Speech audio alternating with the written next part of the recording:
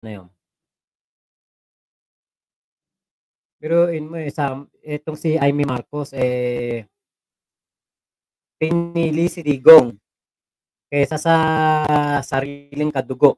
Di ba napakasagwa, napakapangit. Kuya Benson, shoutout po. Okay, Hobito. Senyores, ayan, shoutout po. So ito po yung video na kung saan itong si Amy Marcos ay nag-file po ng kanyang COC kanina.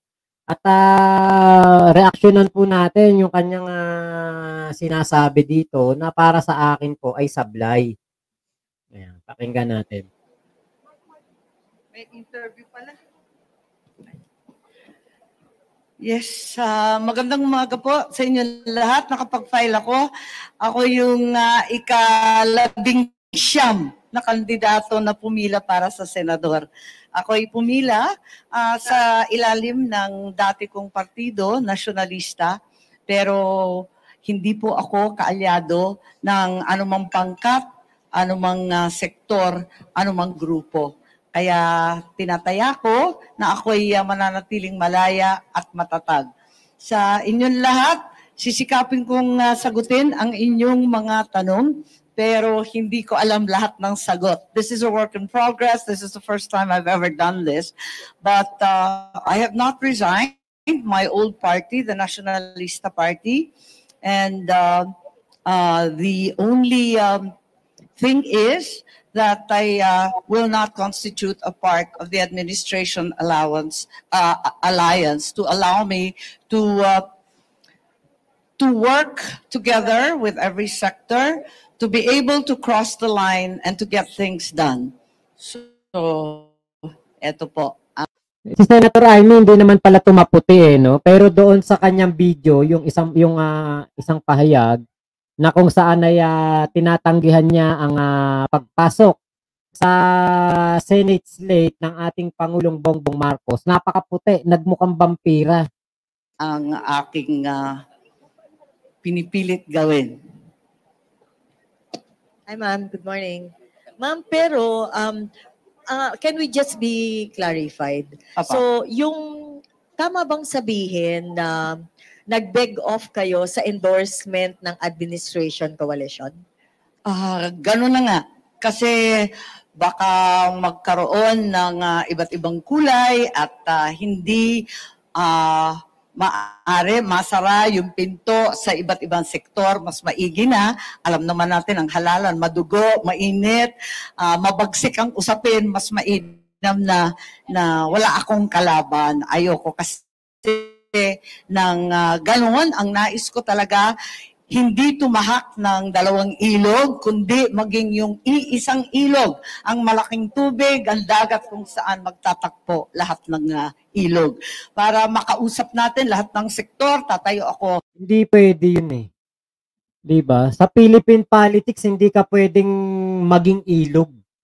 Lalo na sa katauhan ni Amy Marcos, hindi siya pwedeng maging isang ilog na ang magiging kanyang slogan o ang kanyang sinasabi na parang siya yung magiging tulay sa dalawang magkabilang panig, Duterte and the Marcoses. Grupo ng mga Duterte at grupo ng mga Marcos. Sa Philippine politics, hindi pwede yung ganyan eh, yung balimbing ka. Hindi pwede yung ganyan na na kakampihan mo yung ibang tao kaysa sa kadugo mo. Hindi pwede yung ganyan. Hindi ka pwedeng maging ilog na sabi mo, diyan magtatagpo ang lahat ng tubig. Hindi po pwede yun. Kasi po, etong si Amy Marcos, isa siyang Marcos. Apelido mo Marcos. Ang Pangulo, Marcos. Hindi mo tinutulungan ng Pangulo. Hindi ka kumakampi sa Pangulo. Diba? Ito ay isang malaking kasiraan para dito kay Amy Marcos. Alam niyo po kung bakit. Hindi rin naman susuportahan ng DDS dahil sa ginawa niya. Alam niyo po kung bakit. Kasi maraming mga DDS ang nakikita si Amy Marcos bilang isang oportunista. marami pong DDS ang kumu-question sa katapatan ni Amy Marcos sa ating dating Pangulo. Di ba? Ate Sakura, hindi niya yan pwedeng gawing style. Hindi po yan pwedeng style eh. Kasi buti sana kung ikaw walang presidente na kapatid. Yun, baka pwede pa. Baka kunwari si PBBM, senador lang ngayon, iba ang Pangulo, iba ang Vice-Presidente, baka pwedeng magmukha kang ilog. Kasi senador ka, nawala kang alyansa, meron kang kumbaga meron kang partido lamang na kinakampihan o sinasamahan, nire-represent, pero etong ikaw ay Marcos, ang presidente ay Marcos, hindi po pwede yung ganyan eh. Malaking malaking kasiraan ng ulo. Parang may toyo ka niyan pag ganyan. Biruin mo, presidente ay Marcos, tapos hindi mo tinanggap ang pag-endorso niya sa'yo. Doon pa lang ilang milyong boto na nawala kay Amy Marcos. Ngayon, baka target niya gamitin ang mga DDS. Alam niyo naman po, ang mga DDS po yung mga tanga yan, mga bobo yan. Yung mga sumusuporta kay Digong, kay Sara, kay Kibulok. Mga bobo yan eh. Baka iboto nila etong si Amy Marcos. Kasi nga, uto-uto yung mga yan. Merong mga iba dyan, uto-uto. Meron dyan iba, mga bobo, na akala nila, malinis ang hangarin itong si Amy Marcos. Pero, ang pangit di ba? Hindi ito pangkaraniwan. Malaking kabaliwan yung hindi ka kumakampi sa kapatid mo. Yung pangalang kapatid mo, hindi mo kinakampihan, tapos kakampi ka pa sa aming taong bayan, hindi mo nga kami kaano-ano. Kapatid mo nga, hindi mo kinampihan eh. Kami pa kaya kampihan mo. Hindi mo nga kami kamag-anak eh. Yung kamag-anak mo nga mismong kadugo mo, ayaw mong kampihan, tapos kami pa na taong bayan lamang kakampihan mo. Katarantaduan yun. Sabi ni Ate Alin Parducho, dapat nalunod na lang si Amy at malamang ngayong eleksyon malulunod na yan. Nababaliw na siya, kapatid niya, tatanggihan niya. Di ba, Kuya Benson? Laking kaingutan niyang ginawa ni Amy Marcos na yan. Ilang milyon ng botong nawala sa kanya sa pagtanggi niya sa alyansa ng Bagong Pilipinas. Ng mag-isa. At yung NP, dati ko na kasi partido yon at wala naman tayong na kikitang sabit sa hinaharap. Opo, pero Sen, bago po yun, nagkausap muna kayo ng presidente na i-discuss nyo po ito sa kanya. Wala nangyari kasi, sabi niya, paano ba ito kung magkaroon ng, syempre, yung banatan kapag eleksyon, di ba? Birahan, laban-laban. Napaisip ako eh. Ang mga nambibira lang naman, itong mga Duterte, sila lang naman nagpauso niyan eh. Diba? Sila lang naman nagpauso niyan. Sila nagpauso niya mga banatan, siraan, gibaan ng pagkatao kapag eleksyon. Si Digong ang nagpasimuno niyan. Panahon ng 2016 elections, lahat binanata ni Digong. Lahat pinagsalitaan ni Digong ng hindi maganda. O 2022 elections, si Sara Duterte, kung ano-ano sinasabi kay BP Leni, hindi pa nga nag-uumpisa ang election eh. Hindi pa nga nagkakaroon ng filing of candidacy kung ano-ano na sinasabi ni Sara Duterte kay BP Leni. Diba? Kaya nga tayo takang-taka bakit pumunta sa Naga City yan. Dinalaw pa si Sara Duterte. Gayong etong si Sara Duterte kung ano-ano ang mga sinabi kay BP Leni. Diba? Katarantaduan niya. Sabi ko, paano? Kahit hindi ako ang magsalita ng maanghang o mag-insulto o kutyain yung sino man, okay lang yun. Ako kaya kong hindi gawin yun kasi hindi naman ako palaaway. Sabihin na ako'y matapang o di kaya mataray pa. okay lang. Pero hindi talaga ako palaaway. Baka hindi ko matiis kapag maanghang na yung sinasabi tungkol sa iba pang sektor. Ma'am, one last from my end. Po. Pero bukas po kayo sa possible endorsement, halimbawa po, ng kaibigan po ninyong si VP Sara dahil may hugpong siya na malaki ring partido. Hindi ko alam, hindi ko pa napapag-usapan yon. Ang akin lang, pinili ko na maging malaya para hindi na ako kakampi kanino man, laban pa sa iiba, mas maigi na. Piliin na lang natin ang sambayan ng Pilipino. Okay. Michael Rogas, please. Paano nangyaring piliin ng sambayan ng Pilipino? Kapatid mo nga hindi mo pinili, tapos kami pa pipiliin mo. Katarantaduhan yun. Di ba? Bago mo kampihan ng ibang tao, mahalin mo muna ang pamilya mo. Yun ang dapat mong gawin, di ba? Kampihan mo ang pamilya mo. Pero sa pinapakita na ito ni Amy Marcos, hindi mo nga minamahal yung kapatid mo, tapos kami mamahalin mo. Parang katarantaduhan yun. Ay ma'am, magandang umaga po. Michael Rogas po from Radyo Pilipinas. Ano po ang pakiramdam kasama po natin ang dating unang ginang sa pagpapile po ng ating Certificate of Candidacy? Yung nanay ko excited, hindi nakatulog yan. Alas 5, natulog, biglang nariyan na. Alas 7, nasa simbahan na, nakikidasal. At inaasahan ko na talagang yung swerte at yung wisdom niya sa politika ay maibigay rin sa akin. Nabanggit na po kanina, sususugan ko lamang po yung naunang tanong about Vice President Sara. Kung sakaling magkaroon ng endorsement sa pagitan po ni VP Sara at sa inyo po, tatanggapin po ninyo, ma'am? Hindi natin alam. Ang hinihiling ko yung endorsement ng lahat. Sa gano'y po, magsusuporta at pagmamahal sa akin kanina, napakain. Malabo ka sa lahat. Malabo ka sa lahat. Kasi sa amin pa lang, di ba? Sa atin pa lang, hindi na natin 'to iboboto eh. Kuya Odi Lennon, hello po. May amigable, nakangiti, pero ngiting demonyo. Supreme PH, kapatid niya nga, Trinidor, tayo pa kayang sambayan ng Pilipino. Tama. Lila Kalagahan, nababaliw na siya sa mga kriminal. Florida Dairo, Agkabaw Dayta, babae. Hindi ko po naintindihan yan. Pero nagdatingan yung iba't ibang panig mula sa Ilocos Norte, yung aking mga mayor. Pagkatapos dumating din yung mga IP namin, yung mga Tingyan, yung mga Igorot nariyan sa labas. Natutuwa naman ako dahil andyan yung endorsement, iba't ibang senior citizen, yung ating mga TODA, yung ating mga young farmers at kung sino-sino pa.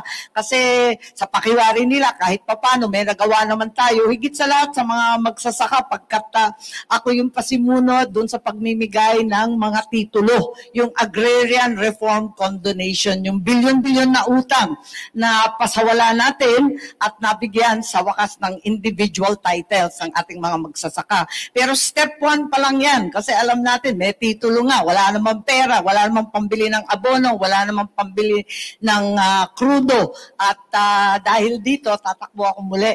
Maraming hindi pa tapos. Andyan din sa labas, kasama ng mga seniors, yung ating mga PWD at saka senior citizens. Yung PWD, saka yung solo parents, wala pong tulong talaga ang pamahalaan sa kanila. Kaya andyan. Parang sinungaling to eh, no? Kita nyo sabi, wala daw tulong ang pamahalaan sa mga kabataan at mga senior parent. Ulitin nga natin. Kita nyo parang nagsisinungaling pa to eh. Dahil dito, tatakbo ako muli. Maraming hindi pa tapos. Andin sa kasama ng mga seniors, PWD at cities, yung PWD sa parents, pong tulong talaga ang pamahalaan sa kanila. Wala daw tulong ang pamahalaan. Pwede ba yun? Walang tulong sa mga PWD at mga parent, single parent? Diba? Isa kang malaking kahihiyan, duwag. Rowena Aguilar, walang endorsement mangyayari sa'yo. Single parent at di PWD, di pa din kita iboboto. Kuya Odi Lennon, sa family namin hindi makakakuha ng boto yan, traitor sa kapatid. Yun nga po. Feeling niya mabait siya, hindi niya alam, mumukha na siyang baliw. Yun nga eh. Kaya andyan sila kasi sabi ko, pagkatapos ng seniors, unahin muna natin yung lola at mahirap na. Abay, sumama sila. Kaya yan yung mga endorsement na talagang nag-aantig sa akin na tumakbo muli. Thank you so much, ma'am. Okay, may tanong pa po. Go ahead. Pakipasa lang, please. Thank you. Hi ma'am, good morning po. Amor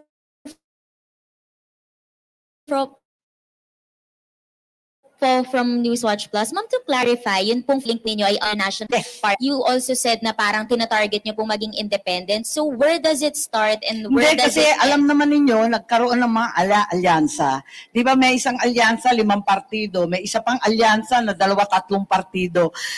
Sa akin, mananatili lang ako sa partido ko dahil doon naman ako mulat sa poll at hindi na ako makikip-alyado. Parang gumuguhit ka ng linya. Ayoko nang ganun eh. Gusto ko kausap ko lahat na makipagbate sa bawat isa at higit sa lahat may magawa. It's very, very important to me that I am able in every case to cross the line and to be able to speak to each and every sector and finally get work. Hindi, hindi totoo yun yung ganon. Ang pangit nun no? Ang pangit ng ginawa mo yung gusto mong bati-bati lahat. Kilala natin ang mga Duterte ito mga demonyo to. Si Digong, demonyo yan. Si Kibulok, demonyo yan. Alam natin mga Duterte, demonyo talaga yan. Hindi yan hindi yan mga anghel. Tapos kakampihan mo. Di ba merong kasabihan, blood is thicker than water? Ano ba dugo nitong si Aimee? Hindi ba to dugo ng Marcos? Ba't ganun? Ba't mas pinipili mo ibang tao kaysa sa kadugo mo? Di ba? Ang mga Duterte, hindi mo makakabati talaga yan. Hindi ikaw ang magiging ilog na pupuntahan ng lahat ng tubig. Bakit? Kung ang mga kasabayan mo sa pagkandidato, si Miriam Defensor, si Raul Roco, ito nga sila sila pangalan nito, yung magaling, Blas Ople, Juan Plavier, kung yan ang mga kasabayan mo sa pagkandidato, baka pwede pa. Pero yung kasabayan mo sa pagkandidato at mga politiko ngayon ay mga demonyo, dapat Jaime Marcos, kampihan mo kapatid mo. Kasi ang kinakalaban ng kapatid mo, mga demonyo. Kumakalaban sa kapatid mo, mga demonyo. Ngayon, kung ikay mag-aanghel-anghelan at gagawin mo ang lahat para magkabate, ang magkabilang panig, hindi ikaw yun. Hindi ka bagay na magbait-baitan at mag-anghel-anghelan. Bilang isang ate ni PBBM, dapat nagpaka-ate ka kesa nagpaka-trapo ka. Kaysa pinili mo ang ibang tao kaysa sa kapatid mo. Hindi mo kami mauuto sa ganyang usapan. Ang tingin namin sa'yo, traidor ka sa kapatid mo. Kapatid mo nga, tinraidor mo. Kami pa kaya maging loyal ka sa amin?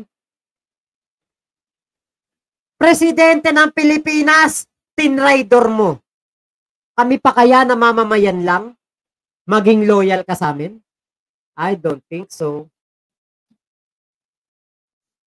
Na rin natin yan, nagsimula doon sa ayuda. Kung maaalala nyo, yung konsepto ng ayuda talagang taliwas sa isipan natin. Pero nung panahon ng COVID-19, nangailangan talaga ng matindi ang lahat ng sambayanan. Kaya nagsimula tayo magbigay ng SAP 1, SAP 2, iba't ibang klase ng ayuda at pinalawak yung AIX. Ako noon yung chairperson at pasimuno noon under President Rodrigo Roa Duterte. Nung dumating na ang panahon ngayon, ayun, itinuloy-tuloy na lang natin yan. At nais ko pang... Kita mo?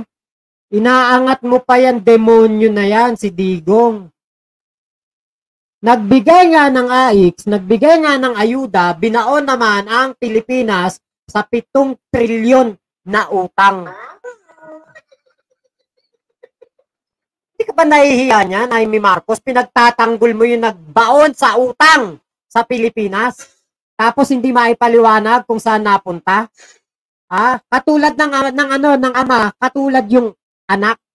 Yung ama, nangutang ng 7 trilyon, hindi malaman kung saan ba napunta. Build program, wala naman natang natapos. Tapos ngayon, pinagtatanggol mo yung ama, yung anak, ganun din ang gawain. 125 million, inubos in 11 days, hindi rin maipaliwanag kung saan nilustay ang pera ng bayan.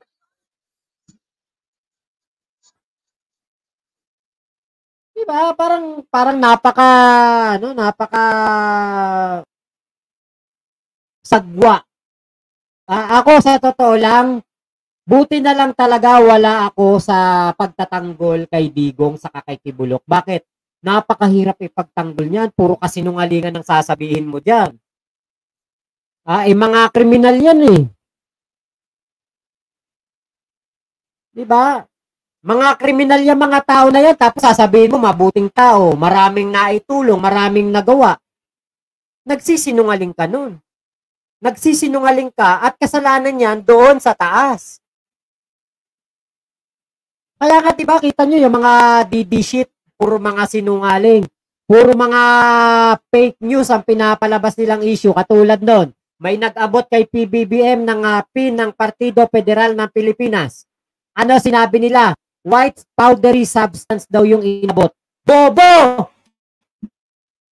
Ang ituloy na hindi lamang ayuda, kundi dagdagan pa natin ng sahod. Kahit hindi minimum wage, sahuran na natin ang marginal farmers, bigyan na rin natin yung mga naghihirap na toda, yung naghihikahos ng mga market vendors. So yan ang pakay natin. Tuloy-tuloy lang po para sa akin, yung nasimulan na condonation ng penalties sa interest ng mga agrarian reform beneficiaries. Nag-umpisa rin kay Presidente Duterte, para sa akin tuloy-tuloy. Maganda itong nangyari kay Presidente Bongbong at ang nangyari ngayon, talagang natuluyan na at naibigay na yung mga titulo. Ang sumunod naman dyan, bigyan natin ng tulong sa abono, sa krudo, sa binhi at iba pa. Hindi mo ba alam, Amy Marcos, yung mga kampo ni Digong? At itong mga DD shit na to. Puro sinasabi, puro daw ayuda na lang ang ginagawa sa mga Pilipino. Puro pag-aayuda daw ang ginagawa sa mga kababayan natin. Hindi mo ba alam yun, Amy Marcos, na yan ang binabato nila sa Pangulong Bongbong Marcos na kapatid mo at kay House Speaker Martin Romualdez na pinsan mo?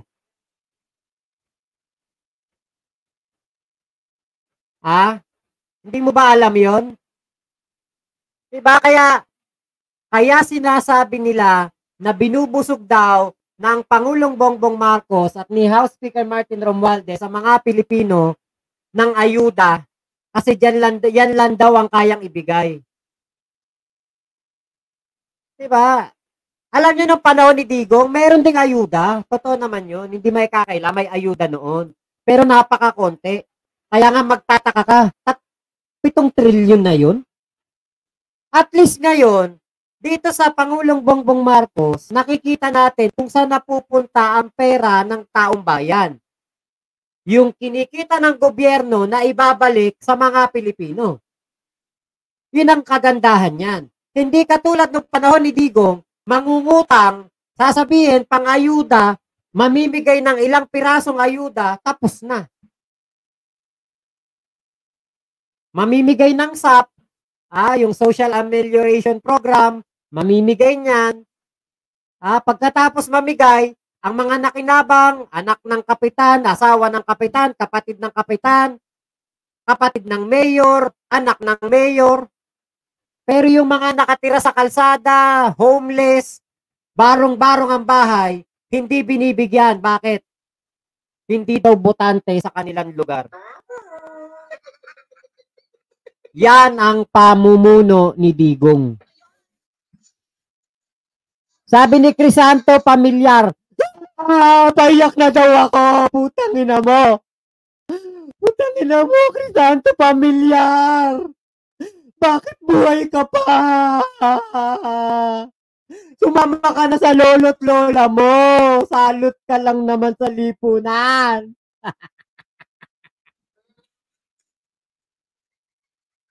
Ay, nako, ganyan talaga yung mga utak, Bia. Rodolfo Almoite. Aimee, ayaw ko na sa'yo. Aimee, plastic ka talaga. Makisama ka ang magnanakaw. Ayaw ko na sa'yo. Walang kwentang kapatid, Aimee Marcos, Queen Diwata. Kaya nga po, wala na nga kwentang kapatid. Di boboto pa ba natin to? Kapatid nga niya, di ba, tinraidor niya. Wala kang kwentang kapatid. Aba, pamilya mo nga, parang sinusuway mo Kapamilya mo yan O tapos kami pa kaya pagsilbihan mo ng tapat? Ay nako, I don't think so. Okay, next. Go ahead. Just one more question po from me, ma'am. Would you care to comment po on the administration slate? Yun pong ngayon 11-man senatorial slate. May mga nagsasabi daw po kasi na same old faces and family members. Yun pong mga nandun sa slate. Would you care to comment on that po? Mahirap mag-comment, hindi na ako kabahagi Pero sabi naman ng aking kapatid, okay lang, naintindihan naman niya. Lagi naman ako pasaway nung bata pa kami. Kaya sabi ng kapatid ko, ayos lang, susuportahan pa rin ako. Ako naman, di naman kami kailan. Susuportahan ka ni PBBM kasi kapatid mo yon, hindi ka maitatapon. Pero kami, hindi ka namin kaano-ano, hindi ka namin susuportahan. Traidor ka Nag-aaway, hindi naman kami nagsasagutan o nagkakainitan. Ang amin lamang talagang ito paniwala ko na higit ako makakatulong sa kanya at hindi siya malalagay sa alanganin. Ganon din ang iba pang mga pangkat, baka mag-alangan sila sa akin at kung ano-ano pa maisip, mas maigi na wag. Ayun, baka mag-alangan sila sa akin. Siyempre nga naman, kapag kumampi siya sa Senate slate ng partido ng yung alyansa ng Bagong Pilipinas, baka nga naman isuka siya ni Digong. Idol nito si Digong, pati si Sara Sa totoo lang, hindi ikaw ang magtutulay sa magandang sa maganda sanang magiging relasyon ng Marcos at ng mga Duterte. Duterte naman ang sumira ng tulay Duterte naman ang nanira. Duterte naman ang unang bumanat sa Pangulong Bongbong Marcos. Kaya hindi mo maaayos yan, hindi mo magagawa yan. Hindi ikaw ang tamang tao para magtulay sa dalawang magkabilang panig. Malabo yun. Kasi ikaw, halatang-halata pagtatraidor mo sa kapatid mo. Kaya paano mo mapag-meet yung dalawa sa gitna? Yung kapatid mo nga, tinatraidor mo sa kitang-kita namin. Kuya open-minded, tunay nga kayang kapatid niya si PBBM. Ewan ko po. No to Babalinang Aimee, plastic ka. No to Duterte team. Naku, ang dami pong umaayaw kay Digong. Ang daming umaayaw sa mga senatoriable ni Digong. Dumagdag ka pa. Aimee Marcos. Naku, ewan ko talaga kung saan kapulutin. Ng mag-alyansa. Okay. Good morning, ma'am. Dwight De Leon po from Rappler. Some pre-election surveys are placing you on the bottom half of the Magic 12. Does this worry you? And what can you say about some observations that baka daw dahil hindi kayo makapili ng isang side between the fight between your family and the Duterte family? Ang aga-aga pa para makinig sa survey. These are all so early. So tingnan natin as this goes. Ako lang, kayod marino pa rin lang. Ganyan naman talaga yung ginagawa ko. So ikot lang ng ikot. Yung ikalawa mong tanong, yung nasagot ko na hindi ako namamangka sa dalawang ilog, kundi inaasahan ko na ako ang maging ilog kung saan nagtatakbo ang lahat ng tubig. Okay, thank you, ma'am. Malabo kang maging ilog na nagtatagpo ang lahat ng tubig. Malabo. Kahit kanal, hindi ka tatanggapin. Kahit ikaw yung pusali, hindi pwede. Bakit? Walang puwang sa aming mga botante ang isang traidor. Mas gusto ng mga Pilipino yung mga magkakapatid na nagmamahalan. Sa totoo lang isang example po dito ng nakakasuklam at nakakasuka na mundo ng politika diyan po sa Makati. Naalala niyo ba 2019? Si Junjun Binay at si Abby Binay. Nag-away yan sa loob pa ng simbahan. Nandun pa ama nila. Nagpapasaringan. Tapos ngayon, maglalaban po sa pagka-mayor si Nancy Binay at ito pong bayaw niya. Imagine niyo po ang napakabulok na sitwasyon ng politika sa Makati. Pero mo silang mga magkakapatid, naglalaban-laban. Silang magkakamag-anak, hindi magkasundo. Hello po, Tamura. Naku po, hindi pwedeng maging ilog. Ahas, pwede. Open-minded, family-oriented tayong mga Pilipino sa hirap at ginhawa sama-sama. Tama. Open-minded, iboto ko na lang si Mark Gamboa kaysa yang si Manang. Hindi tayo natutuwa sa mga ganitong sitwasyon na ang mga magkakapatid, magkakamag-anak, doon nga po sa ibang lugar, di ba, mag-ama, naglaban. Mag-aama dalawang anak at isang tatay, naglaban. Magpipinsan, naglalaban. Di ba, napakapangit. Hindi maganda. Akala nila parang ginanda ng kanilang pamilya yun. Hindi. Alam niyo sa Binay, diring-diri ako. Sa totoo lang. Nakakabuisit. Ate Jai, hello po Kahit kanal, hindi ka pwedeng maging kanal, Senator Amy. Kasi, ikaw ay hindi dapat mamangka sa dalawang ilog. Yung sinasabi mong ayaw mong mamangka sa dalawang ilog, ano tawag dyan? Hindi ikaw yung ilog, ikaw yung bangka. Namamangka ka sa dalawang ilog, dalawang grupo, ang gusto mo makakuha ng boto from the Duterte side at makakuha ng boto from the loyalist side. Yan ang aking obserbasyon. Kaya lang, parang ang dating, ang binabangkaan mo kay Digong kasi, kay Digong, kanal yun, pusali yun.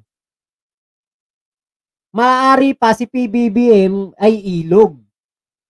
Ang grupo ni PBBM yung ilog, pero ikaw, namamangka ka sa ilog at kanal. Kinakampihan mo pa yung kanal na hindi mo naman kaano-ano. Dinedepensa mo yung dating presidente na nagbaon sa utang sa ating bansa.